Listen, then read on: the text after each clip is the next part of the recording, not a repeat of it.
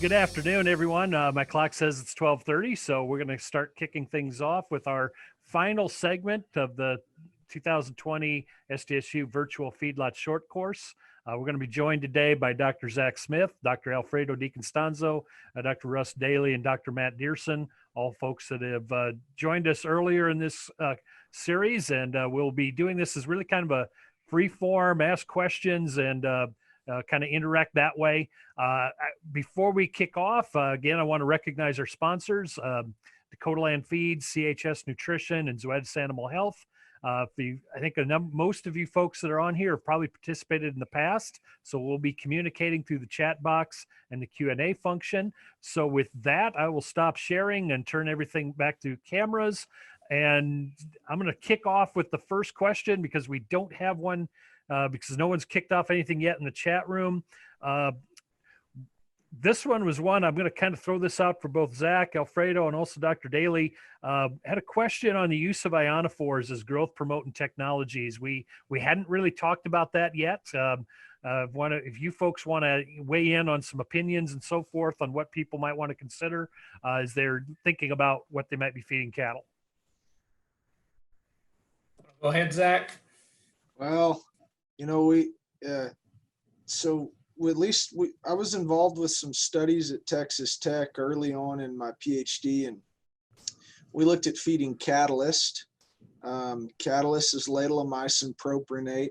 It's a pioneer product. There's no generic equivalent available in the U.S., and it's now sold by Zoetis. And at least in this study, we know that there's many benefits to Rumensin or Rumensin sodium in regards to cocci control and modulation of intake, more frequent, smaller meals, and improved feed conversion efficiency. But at least in this study, we compared Rumensin, Tylosin all the way through the study, and then we fed a beta agonist at the last 28 days of the study, where we fed some cattle laetalomycin propionate all the way through. And about 80 days in, we kind of saw a reduction in intake for the Rumensin sodium tylosin phosphate group, and the laetalomycin propionate cattle continue to eat. And so from a dose and duration of calories, and those cattle, there's no no cross approval to feed that concurrently with ractopamine. And those laetalomycin propionate supplemented cattle had similar carcass weight to the Rumensin Thailand cattle fed ractopamine hydrochloride all the way through. And we weren't the only people to demonstrate that. I know at least Pritchard came across something similar in the mid-90s, and it's getting back to before my time, so I might let Alfredo pitch in a little on an old molecule that might have renewed interest. I don't know. No, I think you have a good point. We fed for the longest time, Catalyst was our go-to ionophore at University of Minnesota. The thing that I would add with a little bit of caution, and we'll come back to Bovatec as well in a little bit. So Rumensin is the one go-to, correct? So for a backgrounding period, again, Rumensin or Bovatec, finishing period, I think the choice is going to be between Rumensin and Catalyst. And again, I'm talking about Rumensin or laetalomycin. The challenge I might see with some of us that are not really good at watching bunks is that with Catalyst, we will not have the going back on intake, and therefore we might end up with a situation, a volatile situation where energy concentration of the diet is high and we're not the best at managing intakes. It worries me a little bit. And back in the day when we were feeding lots of Catalyst, and we're talking the early 90s, by the way, Zach, we were feeding a fairly cool diet and relative to what we do today. I believe even in the Northern Plains, or diet energy concentration has increased dramatically over the last 10 years. We used to finish cattle at 1250 and feed them a 60 megacal NEG diet. 62 was the hottest. And today with high moisture corn, it may reach 62 or 64, but it's lots hotter than that. So my concern there is the use of monensin will help a little bit with managing intake. And I know there's some further data on that for actual meal consumption and things such as that. So that's, if you feel you're very good and maybe or manage a little cooler diets, I'll go ahead and use Catalyst. Otherwise, I'm going to stick with Rumensin. Dr. Daly, in that ionophore discussion and coccidiosis control, what's your take, especially on like starting and receiving calves, relying on ionophores for coccidiosis control versus something like Dequinate? Yeah, Warren, that's a good point, and that's really the only distinction I, as an animal health kind of person, make between the different ionophores. I think for the most part, those feed related, those everyday kind of issues, right, are gonna be things to pay more attention to as far as which one to use. I guess Bovatec is probably something that's been associated with cocci control and prevention, maybe more so than others. So, if that's a concern, that might be something to consider early on in the post-weaning, the backgrounding kind of area. I do feel that in trying to use one of those things for treatment, I don't think we have to do something like you mentioned with Decox or Corid as far as once we see clinical signs. But Bovatec would probably be the choice for kind of that prevention right off the bat kind of thing. But then I think that on the animal health side of things with ionophores, I think we need to know more about the different effects on, in my presentation, I mentioned rumen health and effects on things like, polio and acidosis and things like that. And for my standpoint, the question is, yes, use ionophores, not so much which one. And I think as we get into some of these specific questions about things like liver abscesses and AIP in the feedlot, maybe we'll get to the point where we can understand which ionophores probably are more useful than others for those specific instances. But for the most part, those are more episodic things, right? And so the everyday, feed conversion, keeping animals on feed issues are probably more important in a choice of ionophore than really worrying about these hopefully brief animal health, rumen health kind of episodes that take place. Okay, well, we've got our first question in the Q&A box, and it somewhat follows our last discussion on ionophores. The person's asking what the group's thoughts are on the use of products with environmental or reduction of methane claims in the marketplace, and will they only be used by producers if we can see some kind of tangible performance or efficiency response, or if people might use them even if those responses aren't necessarily always seen? Well, I believe it's an excellent question considering where we are in the world today, of course. I guess the simple answer is early on, we're all going to fight it unless it has a performance response.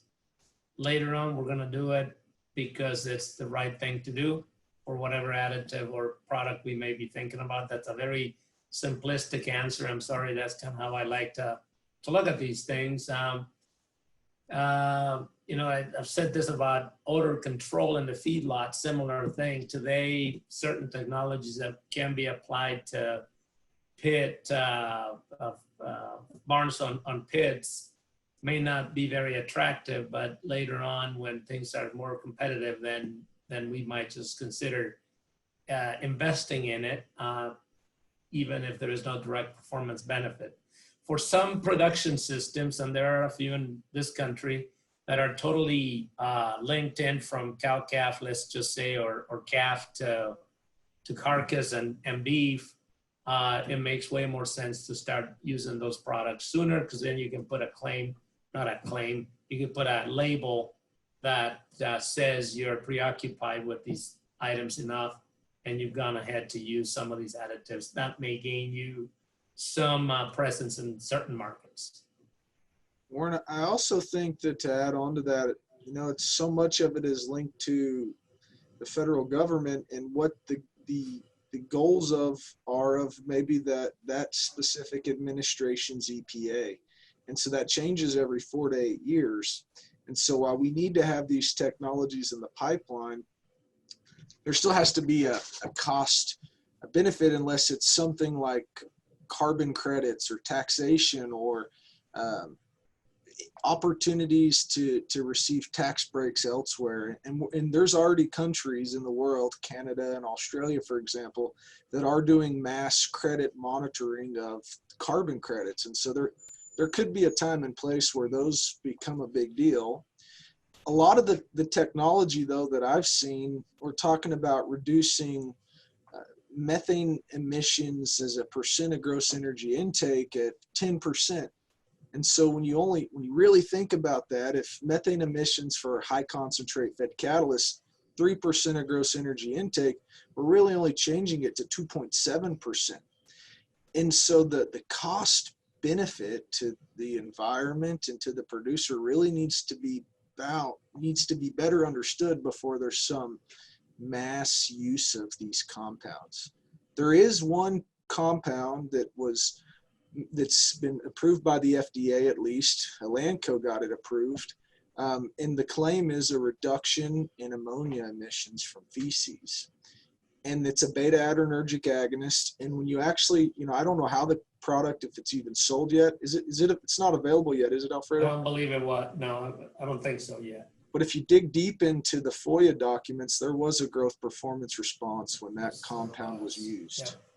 Yeah. And so reduced methane emissions, but also saw some nice responses in carcass weight when that product was used.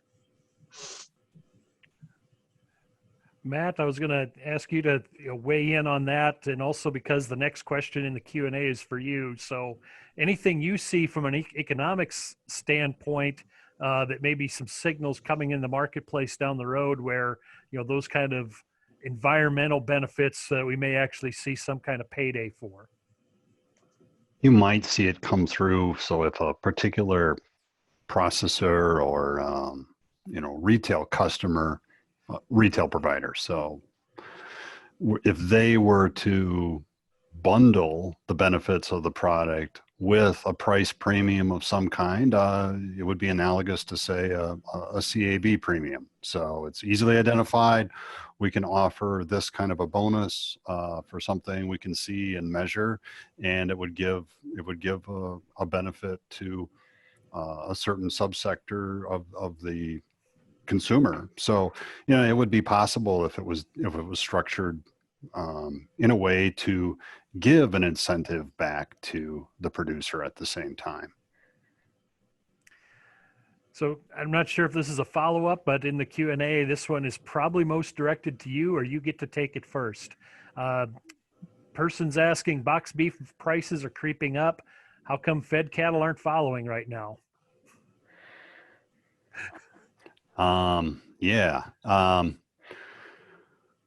So big picture, if you've got the meat price increasing and the feedlot price staying the same or going down, maybe that's a normal cycle. Maybe you're giving a little bit better processing margin back to a little better processing margin at this time. But that thing has been all over the board, and it doesn't reflect always the total value of the carcass at all times. So depending on what export markets are doing for hides and offal and everything else, it may not be fully reflecting what's going on in the marketplace, but that's just a general dynamic of the market. Is it also a question, a bit of a factor too, that there's simply a lot of fed cattle supplies and the plants are able to stay full? Well, if that, so does the packer have a short run advantage here? Perhaps yet, if they're still moving through the backlog, and at least some indications are that backlog is being worked through. So small factors, yeah. Dr. Daly, this one is for you. It came in earlier this week from one of our participants from Canada. Wanted to ask about foot problems in feedlot cattle. That was one of the areas that we hadn't covered yet, but we know certainly can be a real issue both here and I'm assuming across the business areas that we're representing on the webinar today. So any thoughts you might have and or Dr. Deaconstanza or Dr. Smith that might have on feet issues in the feedlot? Yeah, Warren, I get a lot of calls on feet problems in the feedlot. Increasingly, when we do know a cause of those problems, we oftentimes get mentioned the hairy heel warts or digital dermatitis as being something that is relatively new to feedlot producers. Dairies have been dealing with it for years and years, and back towards the end of my practice days, which is getting to be a little while ago already, we started to see these pop up in the feedlots. Now, that's not to say we can't see other issues as well, plain old foot rot, injuries. Hopefully we won't see any laminitis, founder type things, but those can happen as well. Another thing that we see, and I hope feedlot producers are getting, feedlot operators are getting more tuned into, is toe tip abscesses in these animals. So for most of those issues, the same risk factors are there, and we're talking about moisture in the feedlot that creates that maceration of the skin of the foot. So for foot rot, it allows that bacteria to penetrate the skin and get into the deeper tissues and cause an infection there. For digital dermatitis, that's an infectious disease. It's caused by a treponeme, a different kind of bacteria. And so it likes these moist environments as well. For most of these kind of things, you need an insult to that foot to start it off. So you need a little scratch or that constant moisture to break down the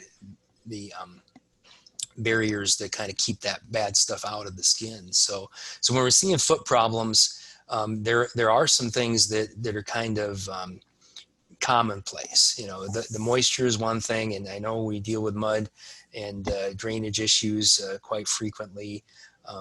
If we have situations where we have coarse bedding, like coarse wood chips, frozen conditions in the feedlot during the winter times. I mean, we see these things during the winter because of animals walking across frozen clods in the feedlot. Things like bunching under shades. And then, we have confinement cattle as well too. So pen scraping and paying attention to drainage is important for prevention of all of those things. The toe abscesses, those are an interesting kind of thing that probably some of the people on the webinar have experienced.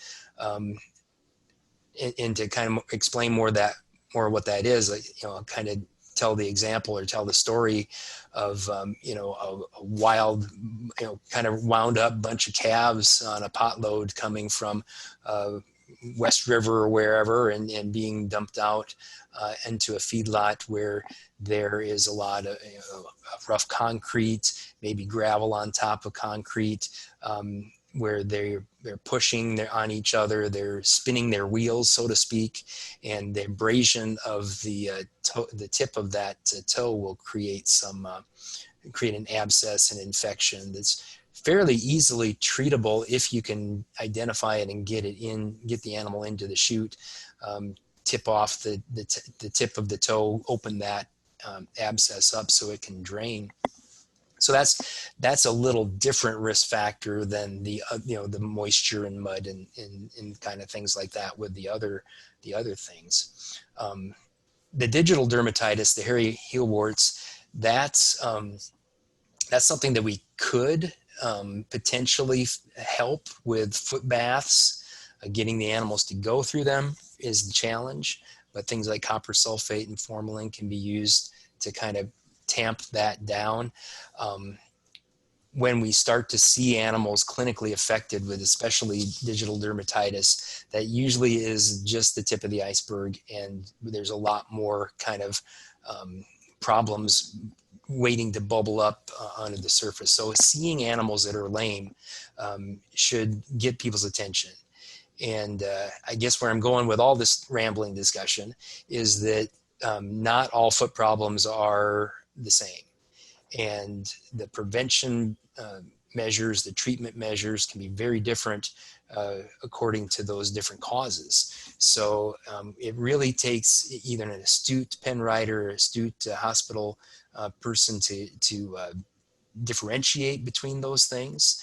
And most of the time, it's just going to take actually getting some of those animals confined in a chute and picking up those feet and looking at them. And I know that's not fun and it's not easy, but there's sometimes no better way there is no better way to identify exactly what's going on in the feet than those issues. To determine whether you have a problem, there are some locomotion scoring and lameness scoring things that can be used if you're interested, and there are some resources out there for producers who want to get involved with those things. So that is probably much more than you bargained for, Warren, when you answered asked the question, but it's kind of my rambling response, and I'll wait for any responses from the other panelists or from the participants. Warren, I think, and everyone else, I think at least one, some management considerations, at least for the toe abscesses, is in the processing shed, the lead up to the chute, things like that, having appropriate footing. Like it could be old conveyor belting that's turned upside down that gets you off of sandpaper, right? You don't need mats. We get a load of dry sand and keep it in a barrel right by the way chute so that we can make a mound of concrete for the cattle to land upon. I think if you're talking about people that have 200 or 300 head pins and they're going to do a re-implant day and they're running them through a little processing shed with maybe a manual chute, might have too many cattle out of their pen too long, pushing and pulling and just working their way to the front. I guess I should probably know this answer. I'm a nutritionist, but maybe Alfredo can chime in. To what degree does appropriate trace mineral supplementation help with these DD issues and such? Is it, I don't think it has to be all organic. It could be inorganic zinc. Is it problems in mixing diets, or what does that do to help maintain? I think of vitamins and minerals, and I always tell classes that it helps epithelial tissue, so skin, hair, nails. The data, at least in the small pen and even the large pen studies, is relatively inconclusive. But when people have pulled all this together into a meta-analysis of multiple studies, I think the data about appropriate trace mineral supplementation is a touch more compelling, and it's important. That would be correct, Zach. And, so visiting the nutrient or the mineral requirements, particularly of zinc, copper, and, so if we're going to be pulling against sulfur, we need sulfur in these diets. It's not like it's such a bad enemy either. So we have to make sure that we're balancing for that and that we have the appropriate concentrations of sulfur. So sometimes we take mineral concentrations for granted, whether it's organic or inorganic. We just go, well, I'm going with such and such company, so they have a nice mineral package. This is great. We're going to go with that, So we need to go back and look at those. But I think you brought up some really good points on management. You brought up another really good point on mixing. There's some data I have that I have shared with some people regarding how out of condition some of the later deliveries of just a regular, mineral supplement were. on the latter part of that load for minerals, particularly zinc and copper. And so when we talk about mixer tests, we're always worried about the starch and fiber contribution of the diet, but really we probably should be way more worried about mineral delivery that is appropriate across the entire delivery of that load. And I have not much more to say than to say you'd be surprised how many mixer problems are out there. And as long as we don't look, we're not going to find them. But when you begin to look, you will find plenty of mixer problems out there. And so, you know, what we used was protein, NDF, and zinc and copper, calcium as well. But, you know, zinc and copper as our markers of an appropriate distribution of these minerals across the delivery. So it's more than just a shaker box. It's beyond that. Though the shaker box will tell you the beginnings of a problem. I'll throw in my 2 cents worth on the toe abscess issue. We've dealt with that. I dealt with that a couple times when I was at home, and you know, if you miss those are a bugger to treat. And so if there's any place in the feedlot where stockmanship skills pay off, I think that's one area where it sure could help. Had a couple follow-up questions submitted kind of regarding on this whole subject, specifically about DD. One of the, Chris is asking, what effect might elevated levels of iodine have on digital dermatitis, and you know, and also restrictions for use? As they're mentioning that they have a formula for heifers, but they can't use in milk cows because of iodine tracing. So I will toss that out for your folks' input. I haven't worked with iodine myself. I reached over to my little cheat sheet because I just happened to be reading it through lunch. Reminder is 0.5 ppm for requirement growth and finishing cattle for iodine. And honestly, Russ, I don't even know if we have an upper limit for beef cattle. I'm sure there is, as far as not, you know, legally not being able to feed so much of it. Yeah, I'm not sure exactly on that limit either.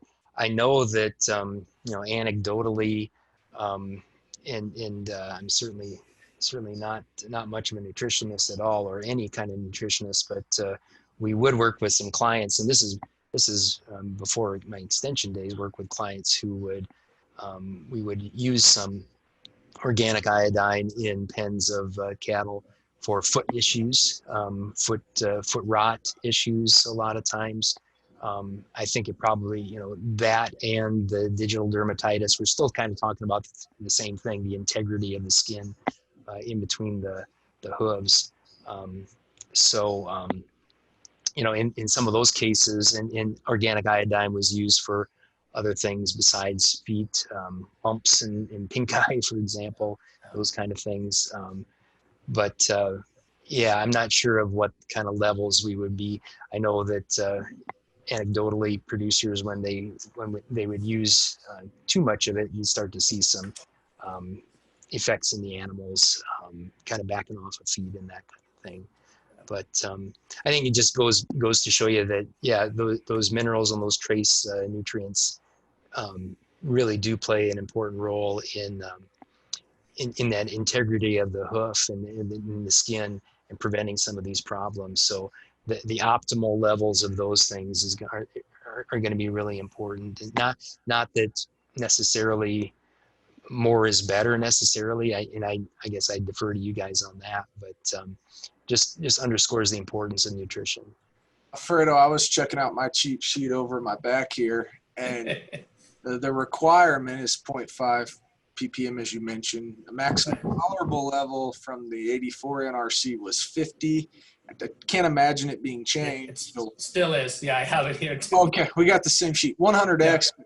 Yeah. I think it would also, you know, before someone, at least I would think of it this way, before I jumped in and started feeding such an expensive ingredient, would be, is there any other management decisions I can make? Summertime cleaning, wintertime scraping, if I can do it. I mean, anything to mitigate pin surface issues. That might be a lot cheaper than adding the Band-Aid later when it's more structural issues with the facility and the foundation of where the cattle are fed. I don't know. That's my thought. And I think sort of a memo to the two of us and others in our position, Zach, is we probably need a lot more work on hoof and leg integrity going forward. We loaded cattle last week, and it was, you will find a percentage of them that are having trouble with all types of leg and hoof issues. And I don't know that we've given the required effort to those issues. And part of that is because we've gotten these cattle to get so much heavier, So, one thing that I'd heard this secondhand, but it was a fellow that's a veterinarian and also had a PhD. Dr. Thompson had mentioned this, and we're talking about, cattle of today. We're asking them to weigh as much as their 4-year-old mother and do it at under 14 months of age. So when you think about, even children's feet versus their mom's feet, the callousing, the thickening of the skin, and just the wear and tear of years of age might be something to it. And so we do need to pay attention to those things. That increased length of feeding does play a role too, and that's a really good point. When they study digital dermatitis, they know that there's a certain incubation period, and it's a long incubation period, which means the longer you have the animals around, the more likely that incubation period is going to be there for that infection to take off. So that's a really good point. Bit of a follow-up on this digital dermatitis conversation. Roxanne Knock, who's with Dakota Land Feeds and one of our sponsors, had just shared that within their client base, they've had really good luck with the Zinpro's DD Premix. It's got some, organic and inorganic sources of trace minerals and so forth. So at least from that standpoint, in their observation, they've had good luck with that. And so maybe perhaps the final word on the feet and leg issue is back to the standard. Talk to your herd nutritionist and veterinarian on what that individual operations might be needing, but that there are some solutions, but I'm getting the sense that an awful lot of this is also management and animal husbandry. That would be correct, sir. This is a question that I had developed, I guess, in my mind as we were doing a couple of these last weeks, and this is a bit for Dr. Dearson, also Dr. DeConstanzo. We're heading into the fall of the year, and it's time to start weaning calves and make some decisions on what we're going to do with feedstuffs as far as harvesting, and what are we going to do with calf crop in terms of marketing plan. So for you two in particular, and maybe all of us in general, some thoughts on marketing the 2020 calf crop, opportunities for either backgrounding or retained ownership, and or adding value to home-raised feedstuffs. Go ahead, Matt. You first. Young people first. I don't know if I qualify anymore. Yeah, it's that time of year. Big picture, I'd think about things like exactly what kind of condition is your corn crop in at this time.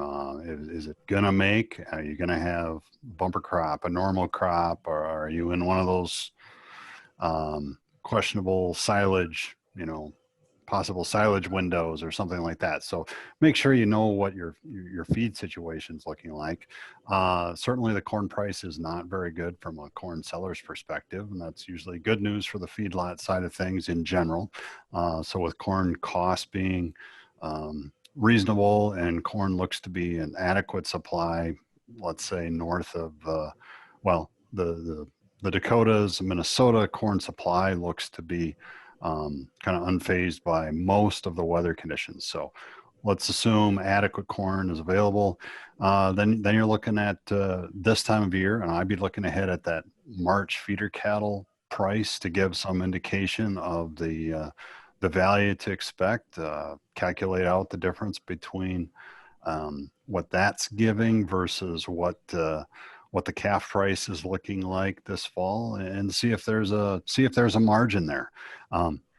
There's generally not a huge margin to be had there. But I think with all the production disruptions around the country, some of the drought conditions out in the Western United States, there might be some opportunities, profitable ones, for at least looking at the backgrounding idea this time of year. So know your feed supplies, take a look at that feeding margin to be had, and be conscious of how much the volatility in the market has come down substantially, but we saw this last year what can happen with small disruptions and how those can ripple through. So I wouldn't be flying blind and leaving those cattle totally unprotected if you're going to hang on to them. So we've got a window here, and you're talking about pushing them into February or March. So just keep that in mind, that the risks probably have not gone away from the situation. Very good, man. And I think, so in my analysis, looking at some of the young calf feeder prices, it seems that that market hasn't really been affected as much. It had a little bit of a blip there in April, perhaps. My assumption is it's going to continue. The futures currently are dropping across the board. But if the weights are light and you have plenty of forage, it's almost gonna go back to maybe we ought to keep them and consider selling after the first of the year. I tend to be an optimist, so watch out for what I say. It always looks like early in the year things improve on calf prices, and so if you're looking at $1.50, $1.55 at sale time in October, November, there's a good chance the 7 weights are going to be $1.45 in March or January of the following year. So if they're lightweights and you have the forage, maybe it's time to hang on to them until then. Retained ownership, that's a bit of a gamble. I mean, considering the volatility of the market, and I'm just shooting from the hip on that one. It's looking at these futures, I think they're going to be highly volatile until we can establish a more normal consumption pattern. And I do mean consumption of beef across the globe, including obviously the US and export markets. If we're still very sensitized because of COVID, I don't think we'll rectify a consumption situation until that's kind of figured out. Otherwise, consumption is going to be very much dependent on short-term reactions to whatever COVID is doing. So long-term prospects, I mean, if you're buying cattle to finish because that's what you do, you got to do that. And, there will be hopefully some windows of opportunity for some of us that only have one crop to sell, to hang it on the possibility of getting a really good price the moment we have to sell them. It's probably a little risky.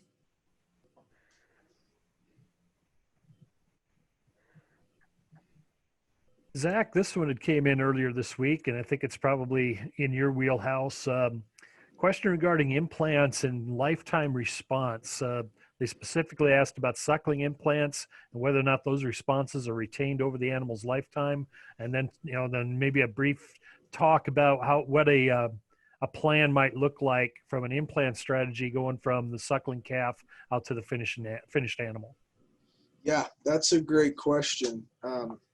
So a couple things to keep in mind is we used to always think that the cattle that were not implanted achieved a higher premium when they were sold, right? At least we probably know through Dr. Odie's assessment of K-State, South Dakota native, of the superior auction, is that implanted calves actually garner a higher premium than non-implanted calves that aren't set up for a program. And the thought process that I could come up with that is that there is retained benefit to initial implants, especially at the suckling phase. And additionally, that guarantees that the calf was caught, handled, and likely received appropriate vaccinations around the same time.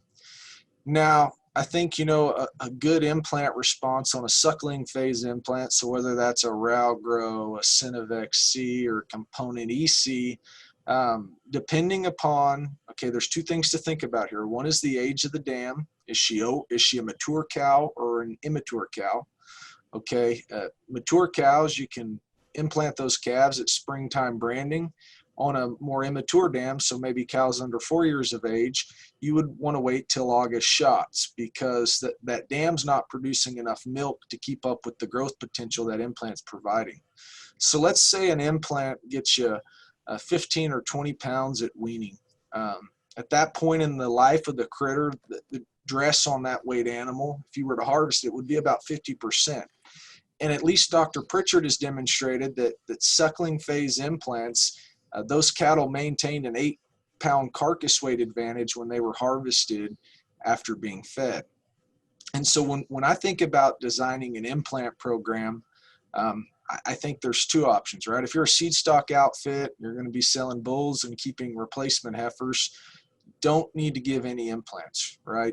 If you're a total terminal outfit using terminal sires on purchased cows and you're not going to keep any replacements, then implanting all the steer calves and all the heifer calves is a smart idea. Now, you can probably get away by giving one implant to a heifer that's over 40 days of age at branding, okay? But don't do it again. And what you're going to end up doing there is actually implants with estrogen increase the frame size of the animal. You're really just increasing mature cow size and feed cost on that critter. So suckling implants work for sure. It depends upon forage availability and the milk production of the dam. Those calves say they're going to be weaned October. I like to give them at least 14 or 21, sometimes even up to 42 days before I go ahead and give them one of these moderate potency implants. And that's an implant that would contain a good dose of estrogen and progesterone. So like a Synovex S or Synovex ES for steers. And in heifers, you could use the Synovex EH and component EH. I let that implant go for about 100 to 110 days. And my whole idea, this is using non-coated implants, or you could also at that stage use a Trenbolone acetate estrogen implant, one of the moderate potency implants, like a Revlor IS, IH, or component has those implants, or even a Synovex choice. And then I really like to go out to the finishing phase and count back about 120 days. And that's when I want to give that terminal implant. And there's some data out there that suggests you want to go 90 days before harvest. But that would be a 3 implant program for a 600-pound wean calf that you're going to feed for 240 days. They get a suckling phase implant. They're going to get a Trenbolone acetate estrogen lower dose implant, or an estrogen progesterone implant. Let that go for 100 days, and then you'll give them their terminal implant. Now, there's been some really interesting data here released in the past, since 2007, we've gotten 3 coated implants for feedlot cattle: Revlor XS for steers, Revlor XH for heifers, and then the Synovex 1 feedlot implant for steers and heifers. And what those data tell us, at least from my experience with them, is that if you got a 130-day type of cattle, that a single terminal implant suffices. Okay, so you might give a Rev 200 or a Rev S for steers, or a Rev 200 to heifers. Get above 130 up to 150 and out to 200 days, then the coated implant technologies work really well. Those are the XS, which is essentially an IS up front and a Synovex S in the back. It's a 200 TBA 40 milligram estrogen implant that is, we call those an initial and a delayed release implant. That Rev S portion of the XS doesn't pay out till approximately 70 days after implantation. The XH implant is essentially a Revlor 200 that's got some coated pellets. Okay, so 6 of those pellets in the 10 pellet implant are coated, and they're designed not to pay out till day 70. So it's like giving an IH up front and then 120 TBA at the end. It's not the same as an IH 200 protocol. And then when you get out past 200 days, I think the data is pretty compelling now, at least in heifers, and that an IH 200, you get out over 200 days, an IH up front reimplant with like a 200 is going to get you more bang for your buck than the coated implant. But the coated implants are super flexible technologies.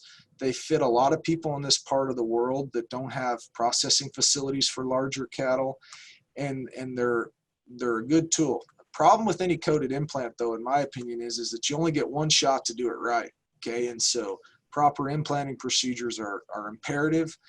And you miss that implant, you're going to go 200 days without an implant.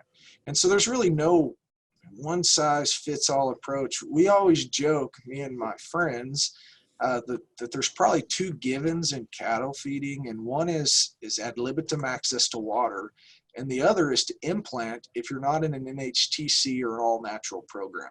And then aside from that, really everything else is up for discussion. At least that's my take. Hope I answered the question. And anyone can email me with questions about what they might do. I know Alfredo's done some really interesting work looking at, and I didn't even talk about diet energy density and making sure they have enough calories to support growth, but Alfredo's done some really interesting work looking at, and maybe he'll share about type of diet fed, caloric intake, and trying to match up some of these implants that are coded into the payout period of what diet's being fed. If you want to share that, Alfredo. Yeah, no, that's fine, Zach. Just briefly, what we tested was whether, shall we say, the front payout of an excess was going to match better with a lower energy diet than with a finishing diet. And when we said lower energy, we just meant a grower diet. So a 58 megacalorie NEG versus a 64.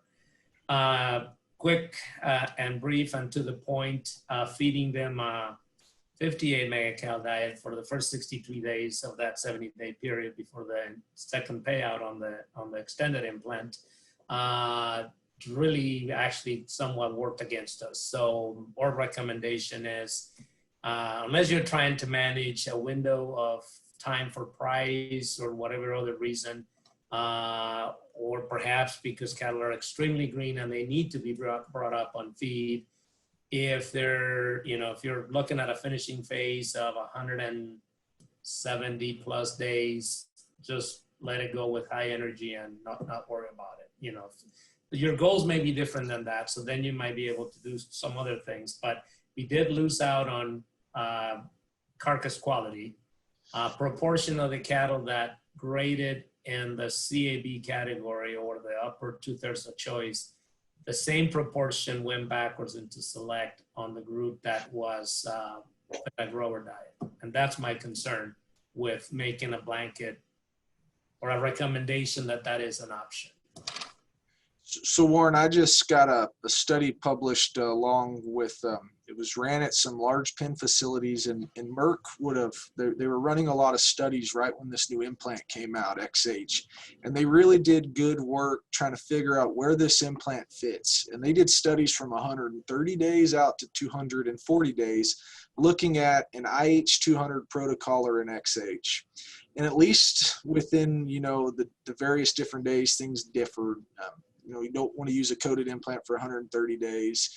The reimplant got you more carcass weight, or you could just use a Rev 200. But from 150 to 200 days, there was no difference in live growth performance, whether one used a single XH or an IH 200. Now that IH 200 had more hormones in it. There was also a problem we have, and maybe we don't have this problem up here so much, but anytime you mess with cattle, there is potential for disruptions in intake, right? The XH cattle that never left their pen didn't have that post-processing dip in intake. Those cattle ate more, a little bit more, especially the 10 days after reimplant, but they ended up gaining as much live weight gain as the cattle that had more potent implant, 2 implants. But what was interesting was, and this is over 100 pens and 18,000 head of cattle, they picked up a 4% difference in carcass weight, and that was significant. And so depending upon how one sells cattle, whether it's in the beef or on a live basis, and there were some small differences in muscularity, these implant technologies can be used to your benefit. Now, the cost differential on a coated implant versus 2 non-coated implants is more expensive, but they're just things to think about. They're such a great technology, and we know they work, but how does one get it all the benefit without reducing carcass quality or things like that is things we need to pay attention to. All right, I'll shut up now. Well, we are nearing the end of our time, and we so far don't have any additional questions in the Q&A spot. So I was going to just let the 4 of you provide any last thoughts. Alfredo, I know you had another engagement, so I was going to give you the first opportunity. And if you have no other thoughts and you need to get going to your next meeting, thank you very much for helping out. Thank you, Warren. I do have one little sort of breaking news. Zach will be interested in this. We had a very small group of cattle, and I have to say this, a very small group of cattle that were considered not quite earless, but nearly ears. So we went ahead and implanted them, the hypothesis being that they maybe, well, obviously the null hypothesis is they should respond regardless if I'm able to stick an implant in their ear. We had professionals doing this, of course, because sometimes you have to get way back into the, almost to the head. So take this with a bit of a grain of salt. The unadjusted rate of gain, and I had to do this on an individual regression basis. I couldn't do it by pen because I did not have enough cattle for that. So at the very minimum, there was a differential in growth rate by regressing weight on days on feed of about 0.4 pounds per head per day on the duration of 133 days of this study. If I adjusted for initial weight, which there was differences in that, so that covariantly adjusting that difference goes to 0.7. So yes, you can put an implant in earless cattle, but no, they will not grow. Likely they grow about as fast as their non-implanted compadres. But stay tuned. It's been interesting, Alfredo, to get IGF-1s or serum hormones and looked at payout over time. That would have been, yeah. So maybe, Zach, we should put a call out for those of us that are really poor cow-calf people to sell us earless cattle going forward, and we can play with some of that stuff. We'll buy your earless cattle. Good mama. For the correction of 0.7 of a pound on the value of the calf. That's a 20% gain response. So like you said, no implant or not. Right. Well, guys, there's 26 attendees on here, so be prepared to get lots of bids, offers headed your way. All right. Warren, I'm going to sign off. Thank you so much for the opportunity, and thank you to those that are attending. And we'll see you. Good luck with what's coming, which is obviously harvest. We did silage yesterday, so things are happening already. So thank you very much, Alfredo. Appreciate you joining us, and good luck with the rest of your endeavors for the rest of the year over there at U of M. Sounds good. Thank you. Bye. So I guess I'll go to on my screen, upper right corner, to Dr. Dearson. Any last comments before we close off this program for the year?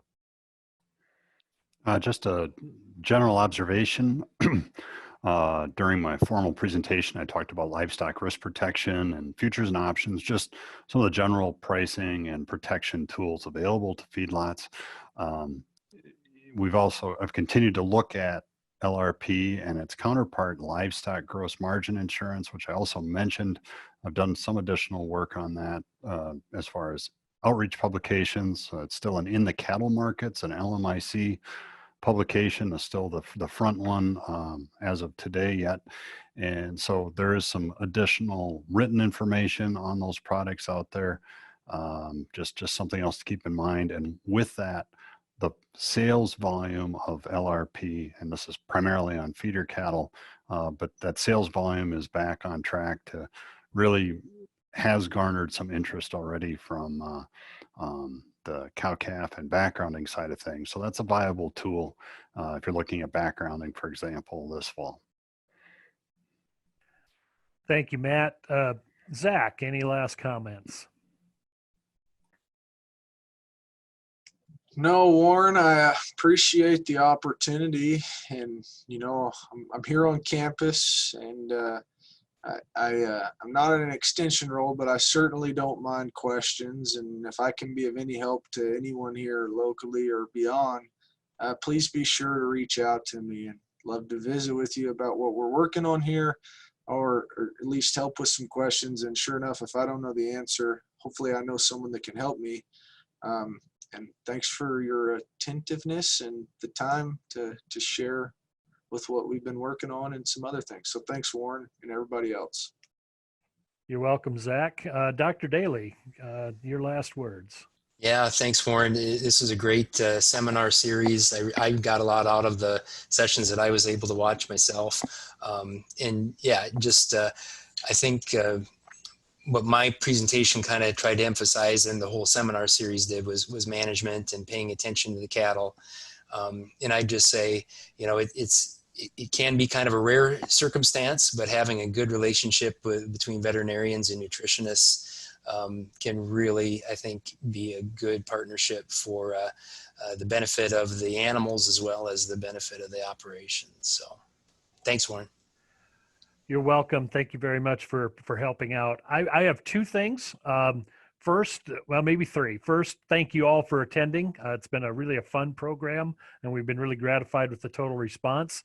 Second, be on the lookout for an email from us with some survey information.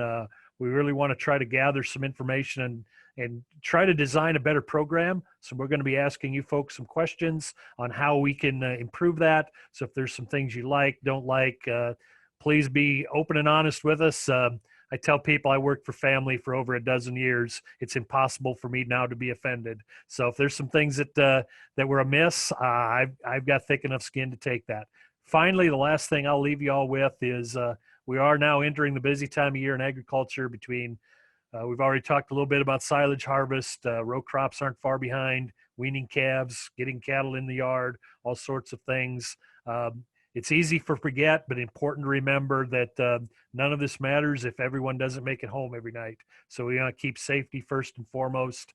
Sometimes we don't seem to have always the time to do it right, but we find time to recover if something goes south. So keep safety in the back of our mind. Hope all of you have a really successful fall, and looking forward to maybe a less chaotic and less eventful 2021 in a few months. With that, thank you all for attending. It's been a pleasure. If you have any comments or questions at all, feel free to reach out to any of us. We appreciate the help of the speakers today, plus the others that weren't. Dr. Lowe, who I didn't ask to attend. I didn't want to take up any more of his time away from clients. Again, thank you very much. Be looking for that email with some of the survey information. Have a great day.